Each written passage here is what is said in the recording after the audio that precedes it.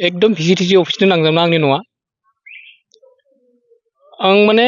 खोनादोंसो आरो ओरैबायदि हठातके फनजों माने जोंनि चेयारमेनखौ बोख्लायदों होननानै भगतपारानि कमप्लेन थांदों कमप्लेना ओरैबायदि सानैसो प्राइमारिनि साब्रै साबासो जनानै प्राइमारि लेभेलनिफ्राय प्लास बेयाव ब्लकनि भाइस प्रेसिडेन्ट बिसोरो लोगो जाजाना मा रायलायनानै चेयारमेनखौ हठातके सोलायनायनि माने बिसोरो एप्लिकेसन होदों जों बेखौ मिथिया खिन्थु जों मावनायाव चेयारमेन आगोलनि चेयारमेनखौ जों मोजां मोनो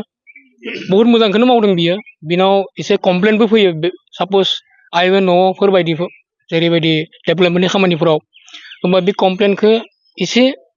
माने पार्टिनि मेम्बार बा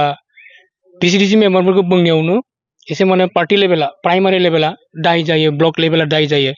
मानोना जोंनि प्राइमारियाव ओरैबायदि नुदों आं माने सिनियर मानसि हिसाबै माने मोननै फेसाना दं आरो खिन्थु बेबायदि जानायखौ जों लुगैया जिहेतु जों पलिटिकेल पार्टि जोंनो पाब्लिक नांगौ जोंनो भटार नांगौ खिन्थु बिदि जालायनाङा जानायखौ जों मोजां मोना जेरैबायदि आं खोनादों आरो माने मोजां मानसिनिफ्रायनो आं खोनादों आइएमए न'नि बेलायाव टिं होगोन रुफ टाच होगोन होननानै माने बे पार्टि लेभेलनि किसुमान दालाल टाइपनि मानसिफोरा फैसा जाख्ल'दों दिनैसिम 6-7 माह न' गैजायै मानसिफोरनो बिसोरो फैसा लांनानै इभेन टिं रुफ टाचफोरखौ होनो हायाखै जों दुखु नांदों बेनि मानसि हिसाबै माने जोंनि बाखिन्दा थागिबि मानसिफोरानो सोरजोंबा जुदि थगाय जायोबा जोंबो माने बहुत गोसोआ बोरैबा नाङो आरो दुखिया मानसि बिसोर अखा बोथोर दायो थानो जायगा गैया ओरैबायदिबो मानसि दं जोंनाव ओंखायनो जों दुखु नांदों बेखौ माने चेयारमेना एसे बुंनायाव बिसोरो दायबो जानो हागौ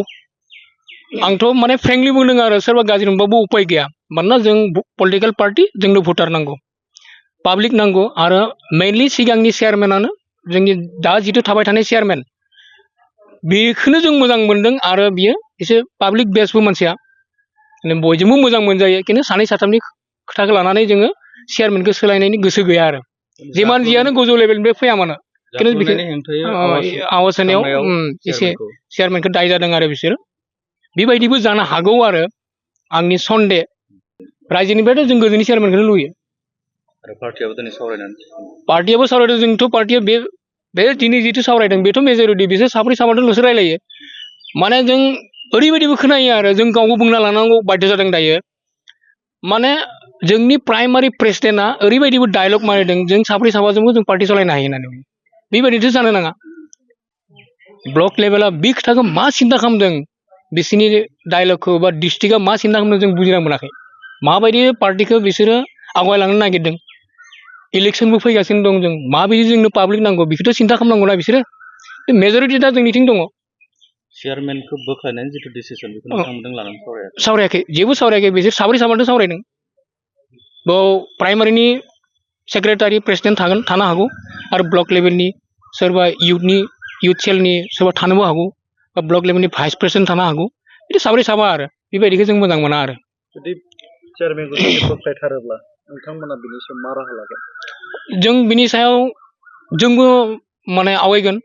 अफिसियेलि जों नांनानै सिगांनि চেয়ারম্যানখौনো जों बाहाल लाखिनो हायो नामा बेनो आरो আজি আমাৰ এই ভকতপাৰা VCDCত আমাৰ VCDCৰ মেম্বাৰ্ছ আৰু আমাৰ দলীয় দুটা দলৰ বিজেপি আৰু UPPL দলৰ কৰ্মীবৃন্দসকলে এটা যৌথভাৱে ইয়াতে আলোচনা হ'ল মানে আমাৰ ইয়াতে এটা যেনিবা এলিগেশ্যন ওলাইছে চেয়াৰমেন চেঞ্জ হোৱা বা চেঞ্জ কৰিব লাগে বুলি কিন্তু আমি এটা কথা ভাবিছোঁ আমাৰ 3 ইয়াৰ্ছ ৰানিং বৰ্তমান হৈ গ'ল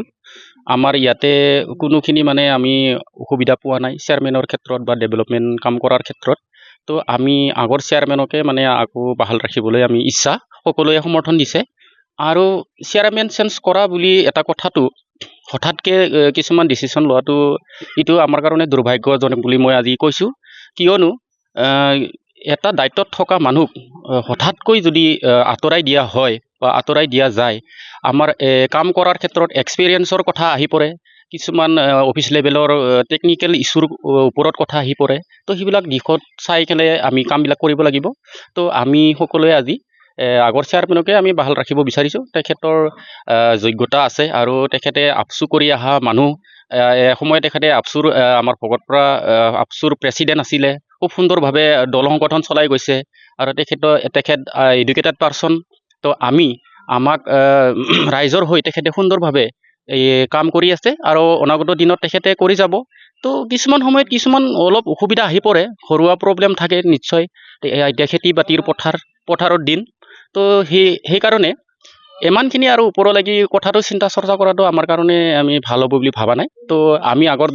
পৰাই যেনেকৈ আছোঁ, VCDCটো যেনেকৈ চলি আছে সেনেকৈ চলি থাকক। আৰু ইয়াতে মই কাকো দুখ দিবলৈ বিচৰা নাই। আৰু যোনবিলাকে নেকি অলপ খুব হৈ আছে বা অসুবিধা পাই আছে, তেখেতসকলে অলপ আলোচনাৰ মাজেৰে আহি কিনে কথাখিনি বুজাবুজি হোৱাটো মই বিচাৰোঁ।